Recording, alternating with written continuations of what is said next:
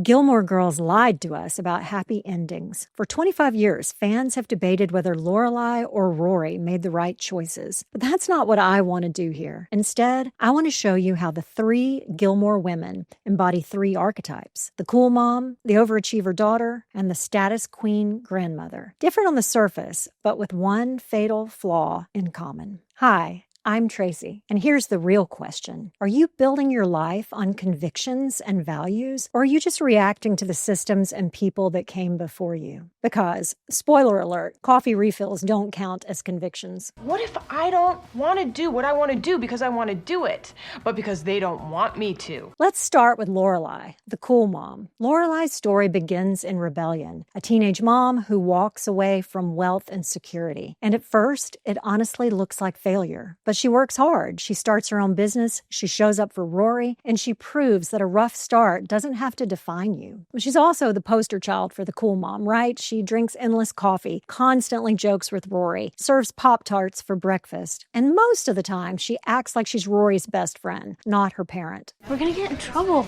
You're such a worrywart. But the cool mom, it's just the cool girl myth rebranded. She's endlessly fun. She's never demanding. She's never boring. And it works. It feels fun until it doesn't. Because acting like a perpetual adolescence, well, that's not maturity. We see Lorelai avoiding hard conversations, repeatedly sabotaging her own relationships, and resisting growth. She stays funny, but she's also stunted. I was supposed to graduate from high school, go to Vassar, marry a Yale man, and get myself a proper nickname like Babe or Bunny. In that world, Stars Hollow forgives you for everything. But in real life, witty one-liners don't cover up for failures. And then there's Rory. She's the overachieving daughter. She's Lorelai's redemption story. She's the achiever daughter who's going to succeed in all the ways her mom failed. She's disciplined, brilliant, hardworking. She got into Yale. She got all the right internships. She even got boyfriends that check all the right boxes. She looks absolutely perfect until that shell starts to crack. Because even though all the perfect boxes are checked, you see that she's empty. I don't want to wander around a school where everyone else is focused and working towards something, and I'm just floating. And she has basically a breakdown, right? She drops out of Yale. She has an affair with a married man. Her world starts coming apart. And even when we see her in the revival, then she's kind of listlessly wandering through her 30s with still no direction. I have no job.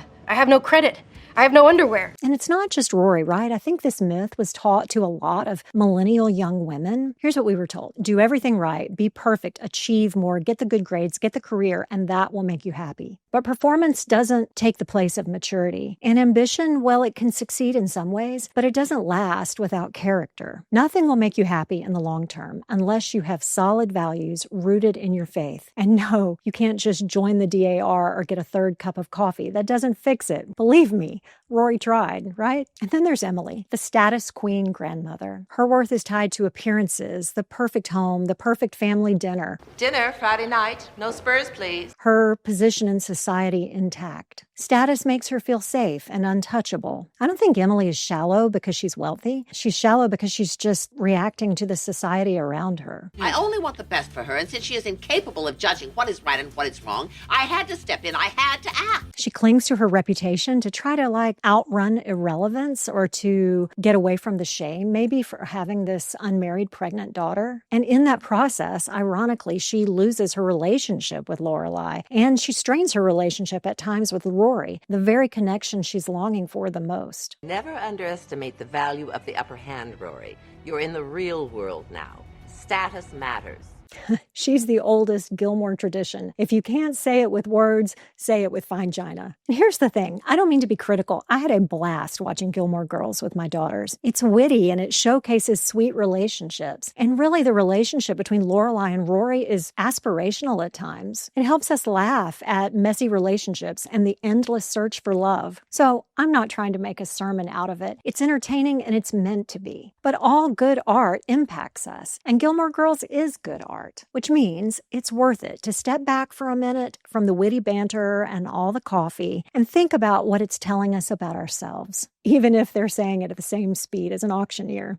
I'm writing a letter. I can't write a letter. Why can't I write a letter? I'm wearing a green dress. I wish I was wearing my blue dress. Really? Why? But before we go any further, if you're starting to see these archetypes, hit subscribe. And I'd love for you to send this to a friend who loves Gilmore Girls. Because the more we think about the stories we love, the more we can see ourselves in them and think about the choices we're making. So here's the pattern I see. Every Gilmore girl, all three of these women, is reacting to something or someone in their environment. Emily's clinging to status out of fear. Lorelai's rebelling against Emily's control. And Rory turns to performance instead of Lorelai's chaos. It's different strategies, but the same flaw. Each woman is just reacting to something to their environment instead of acting out of their own convictions. It's generational whiplash. Picture three pendulums. They're always swinging different directions, trying to do whatever the other one isn't doing. So what are the takeaways? What do we learn from them? I think it's two big things. First, a life lived only as reaction isn't a life at all. It can fuel your 20s, it can build a career, but it won't make you whole. We've all known this woman, or maybe we've been this woman. However our parents parented, we're going to parent the opposite. Or however they practice their faith, well, we're doing something different or we're having no faith at all. But just reacting isn't a strategy. Maturity means asking, what do I actually believe about this? Not just not Emily or not Lorelai or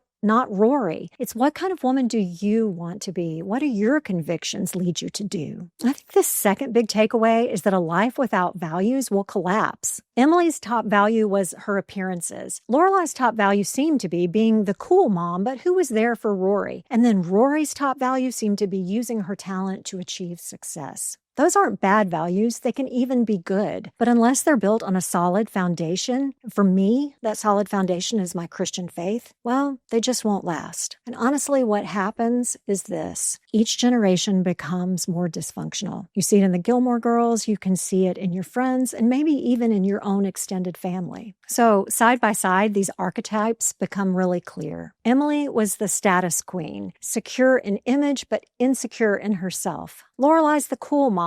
She's fun in her rebellion, but kind of stunted in her growth. And Rory is this overachiever daughter. She looks perfect on paper, but in actual real life, she's kind of lost. 3 different paths, one shared collapse. It's reaction instead of conviction. And somebody should have told them that coffee just doesn't fix that. The Gilmore Girls remind us how easy it is to build our life on just reacting to the people who came before us. But reaction isn't enough because charm fades and achievement cracks ultimately. And status crumbles. But conviction, based on real values, that's what endures. So maybe Rory never quite finds her footing. And maybe Lorelai never grows up. And Emily, maybe she never lets go. But we can, and that's the real takeaway. And you don't need a trip to Luke's Diner to make it work. I'm Tracy. Thanks for being here. See you next time.